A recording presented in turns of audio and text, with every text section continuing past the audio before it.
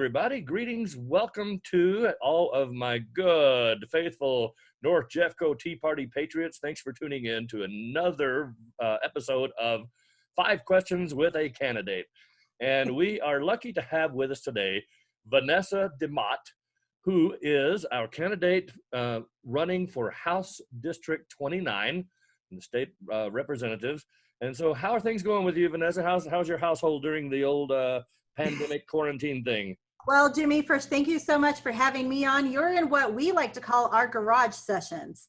Good. So my husband and I have worked very hard in the last, quarantine time to just, as you're doing now, keep out there with folks. And that keeps, in turn, it keeps our mental health good and happy, and know that we're still working on that campaign, even behind closed doors. We have 4 kids in our house, so wow. It's not been boring. I can tell you that. So, very lively, for sure. Yeah, I think, well, this is certainly a good way for families to get to know each other a little better, And well, for the people watching, this is kind of our alternative to meeting in person. I don't know how long to expect this whole work at home, stay at home, pandemic quarantine will last, but we made the decision some weeks ago that we were not going to be continuing the in-person Tea Party meeting. So we'll do this instead, and I think this is a very good alternative. It lets people have a chance to get to know you better. And Agreed. So I would like for the viewers to know, and the viewers are also, many of them, voters in your district. So you like that? That's a good thing. Yes, absolutely. I would like for our viewers, I can't even talk today, to know that on these episodes of 5 Questions with the Candidate, that we have in fact given these candidates the questions ahead of time, and this is just so that they can give you their best answer. I don't think there's anything wrong with that. It's fair. It gives you a chance to say, oh, I want to make sure and mention this and this and this, and I wouldn't want you to be given a question or 2 or 5, and then after we finish the interview, you say, oh, I should have mentioned this. So this gives you a chance to answer it the way you would like to. So let's just start. I'd like to start off with just a little bit about you, and then we'll get to the questions, and then we'll hear maybe your elevator speech. All right, well, we'll do. So my name is Vanessa DeMott, candidate for House District 29. That is all of the Westminster Jeffco area, as well as the east, kind of northeast part of Arvada. Okay. Born and raised in this district. I grew up at 80th and Harlan. From there, my family stayed very local within the Westminster area. I grew up in an oil family, so middle-class working family. I had 3 older sisters, fought for a bathroom. Not much has changed with 4 kids, but I stayed local. I've definitely, if you guys look at my website, and I'll direct you to that near the end, but I've lived a lot of life here in Jeffco, and I'm married now with, again, our 4 kids. I'm a student at Front Range. I actually am graduating in about 2 weeks, so excited for that. And my path will be mental health and social work. This campaign, in the meantime, and being able to work at the Capitol will kind of help me get a chance to advocate for those things I'm so passionate about before I can really finish that education and get that master's level I need to kind of work in that clinical setting. So very, very good. That's a little bit about and my path. Very good. So, and I'm also a graduate of Front Range Community College. So very good. High five to there. High five. Okay. And studying mental health. That's a great profession. And I'm not going to make the obvious joke about how that should prepare you for working in the legislature, but I think that's learn some calming techniques and some mindfulness. I think that absolutely will help. But I could tell you, it's helped with our kids. It's, there's been some days it's been a little rough, and being able to get them focused and bring them back, I think we're going to see that need even more so now after all of this, and people need to be able to focus. So absolutely, we're going to hear a lot about that, not just in this questions, but throughout the campaign. Well, very good. All right. Well, are you ready? Shall we get to the questions now? Let's get to it. Yes. All right. Very good. This is the first of the 5 questions, and let me see. I have my little cheat sheet here. Question number 1, in as brief an answer as possible. What, in your opinion, Vanessa, is the proper role of government? Oh, limited government. We see a lot of huge overreach right now.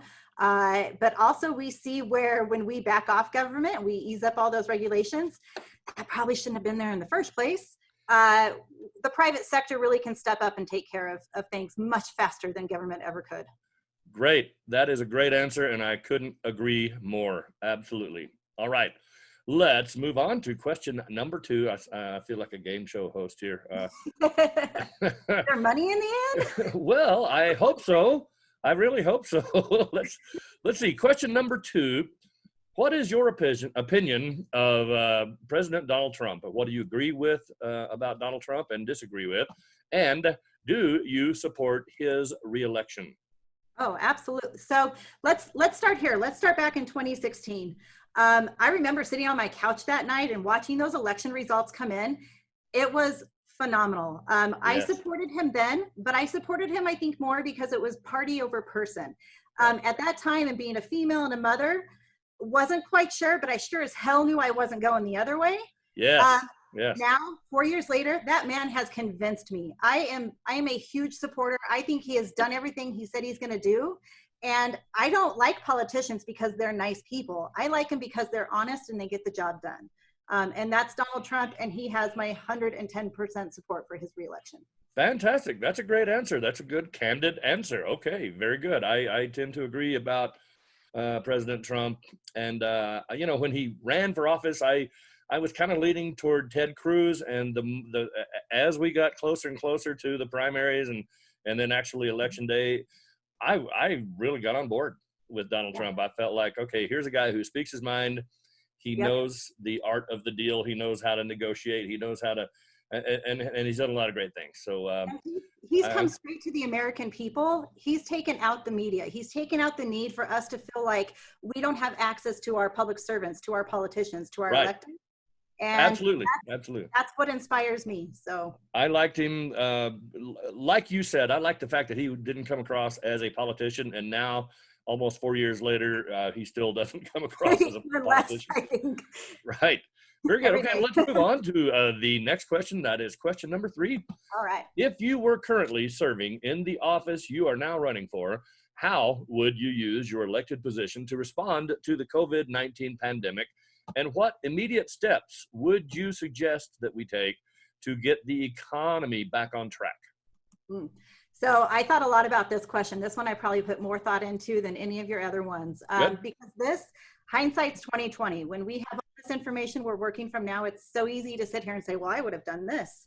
Right. But I would say, God forbid we ever had to deal with something like this again. Yes. Number one, I would lead by example. It has been so frustrating to see city workers, other workers out there that work for the government that aren't told they have to go or they need to be on furlough.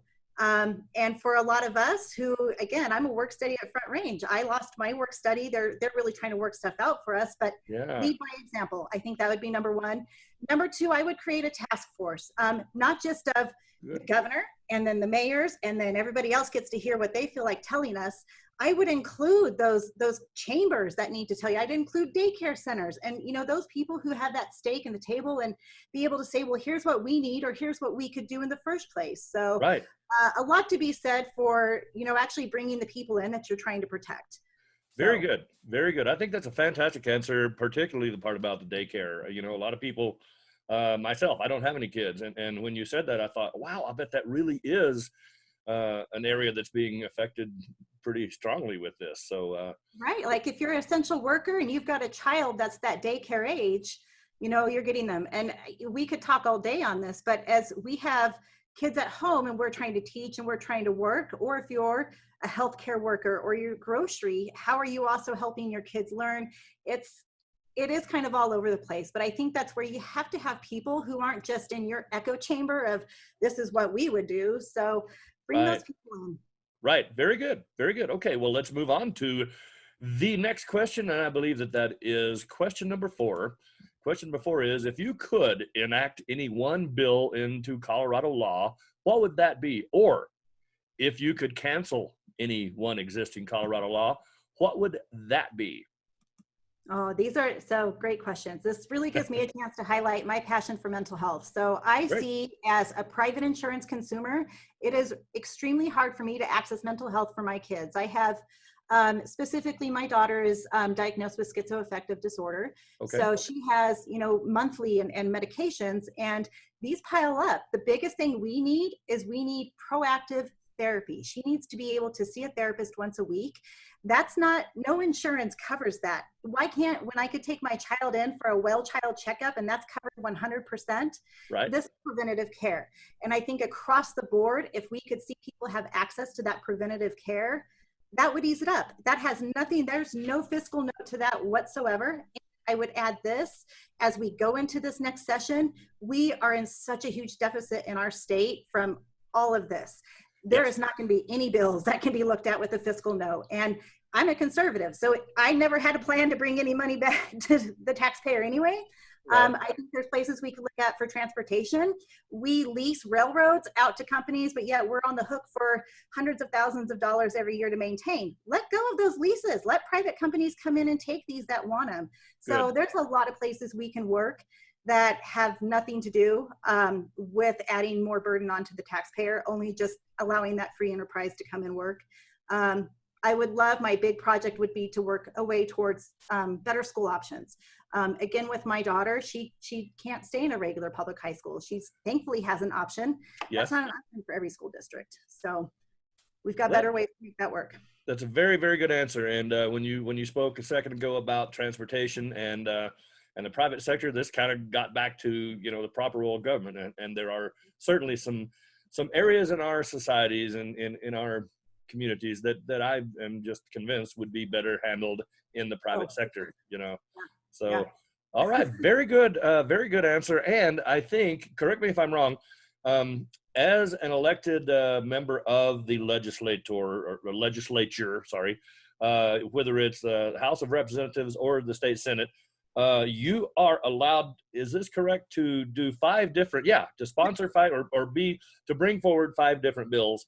Yep. And I am sure that probably every candidate goes into the Golden Dome on the very first day with those 5 already kind of mentally picked out. So I may give you. I can't imagine getting there and not having that mindset, because how easy is it first to be swayed? But gosh, if you as a candidate didn't know those foundations before November came, you've got some work to do. But I absolutely got them carved out. I'm ready to hit the ground running. And good. Well, I'm glad to hear that. And I think I might just go right ahead now and give you a little bit of a heads up. If we can do more of these videos between now and election day, and I hope we can, that will probably be one of the questions. What do you think, if in a perfect world, if you could get all 5 of your bills, in committee and enacted into law, what would those bills be? So that's a great idea. All right, very good. We're not going to do that now, but I think that will be a good question for stay tuned, folks. Stay tuned. All right, well, let's move on to the next question. I think we're already up to question number 5. Is that right? Okay, good. I think so. Going well. Okay. You want an efficient person up there representing you. Well, now you've jinxed it. Now, question number 5 is: name a current or previous elected official whose political beliefs are most similar to your own. And in your case, you could feel free to mention your husband if you wanted to. So I will tell you, I saw that one and I was like, oh, I could Google some, who are some inspiring Republican women? I could fascinate the crowd. Sure. The truth is, my husband is that most inspiring person to me. Excellent. Because, excellent. Like I said, when we went through his campaigns, so first he ran, for those who aren't aware, my husband's an elected in Westminster City Council. Yes. He is 3 years in, so next year he'll be running for re-election. Okay. But we ran 3 campaigns to get him there, and he didn't give up. And that first campaign, people kind of dismissed him, and they're like, oh, that Dave, he's a nice guy. We finally got to that point, listen, he's not a nice guy. He's an honest guy. And that's what I appreciate. And that's that integrity that you want with somebody. Isn't that right, baby? I couldn't agree more with you about Dave. Dave, when he was campaigning, came and spoke with the folks at the Tea Party meetings and many, many, many other groups. And I'd never once have heard Dave DeMott say any of his views about government or politics that I disagreed with. So I say that's a pretty good answer. I think so. Good. All right. I have a feeling I'll probably get a dinner out of it. So everybody wins. It's a win-win. All right. Very good. Well, we have done the 5 questions, and what I would like to do right now, and this is what we usually do on these interviews, is give you an opportunity to give your elevator speech. You have 30 or 45 seconds, however long you want, to give your elevator speech in order to convince a constituent to vote for you. Now, a lot of people may not understand what an elevator speech is. It's kind of what it sounds like. It's if you theoretically get on an elevator with someone who is a constituent, a voter in your district, and you get a chance to chat with them for a second, and here's your 30 or 45 seconds to tell a complete stranger who could be voting for you in November why they should vote for you. So, and after you give the elevator speech, I don't want to forget this, please let the viewers know how they can help you. If you have a website, I'm sure they'd love to know that and be able to click on that, learn a little more about you, and how can they do something nice like donate some money to your campaign, because these campaigns cost a little money, and there's other ways they can help. Maybe they can make some phone calls. Maybe they can tell their family and friends about you. Maybe they could host one of these video conferences with their friends. The ideas are just exploding out of you today. Very good. Well, I'm going to turn it over to you and let you give us your elevator speech and how people can help your campaign. All right. Well, thank you so much. So again, thank you for having me, North Jeffco Tea Party. Vanessa DeMott. I am your Republican candidate for House District 29. Born and raised here in Jefferson County, I stand on a platform of mental health, education, school safety, as well as growth and transportation. These are issues that are nonpartisan, but absolutely should be priorities right here in Colorado. You can see my website, demottforcolorado.com. I accept donations through there, as well as just contact me. Yard signs, coffees, virtual meetings, all of that is so appreciated. And just as Jimmy has said throughout this whole thing, when you find a candidate you believe in, get behind him, because campaigns cost money. Our opponents bring out a lot of money, but we're fiscally conservative for a reason. I can do a lot with a little. $5 from somebody who supports me means a great deal, as opposed to a PAC that I'll never meet. So I appreciate every bit of support I get. So demottforcolorado.com. That's all. All right. Now, is that DeMott F-O-R or the number 4? Ooh, good question. F-O-R. Okay. So I think we might have set it up that no matter what goes in, it should just point right. Okay. All right. Very good. Very good. All right. Now we've got just a couple of minutes left before we have to go to commercial. We don't have a commercial, but do you want to do a lightning round of questions? Let's do a lightning round. All right. Very good. Okay. Now this is just these are fun questions. They don't really count. It's just a way for the voters to get to know you a little bit better. These are all kind of fun questions, and here we go. So what is your choice? Which is your favorite sport, baseball or football? Football. Football. Okay. If you could eat anything every day for a month, cheeseburgers or pizza? Yes. I was hoping taco would be a question. Taco? Okay. Let's check with the judges. Yes, the judges will accept taco as an answer. Okay. If you could have a really tricked out Corvette or a Range Rover, which would it be? Ooh, Corvette. Corvette. Okay. That's a pretty popular answer. Music, classic. Where's the Range Rovers made? I don't know. That's a good question. Sorry, I got to stay with the American-made car. There you go. Very good. All right. So if the Range Rover was made in America, you would buy it and then trade it. I do. I like the bigger cars. All right. Very good. Okay. All right. Classic rock or classic country? Oh, classic rock. Classic rock. Okay. All right. Then let's see. Wheel of Fortune or Jeopardy? Jeopardy. Jeopardy? Okay. I'm such a nerd. I knew as soon as I said Jeopardy. Me too. I will admit to that. I'm a Jeopardy nerd. Cats or dogs? Dogs. Dogs. Me too. Dogs. You're batting 1,000. And this is very important for any candidate. I think the voters should know this. Bugs Bunny or the Roadrunner? Oh, this is I'm going to have to go with the Roadrunner. He is. Roadrunner. He is tricky. Okay. He's good. I know. He's very good. I like that. All right. I think that might have been the hardest question of the day. Well, we're always going to have a lightning round, and we're always going to have different questions. So, Hey, well, the next time I'm going to bring you the lightning round. Okay. All right. Let's plan on this. You know what I like right. about that? I like the fact that there's going to be a next time. So that's good. Yep. That's very good. So real quick, before we sign off here, Vanessa DeMott, candidate for House District 29. Is there anything else we haven't covered that you'd like to say real briefly to the voters? You know, this is just an extraordinary time, and I am I'm really inspired by seeing individuals step up and they realize how precious their freedom and their liberty is right now.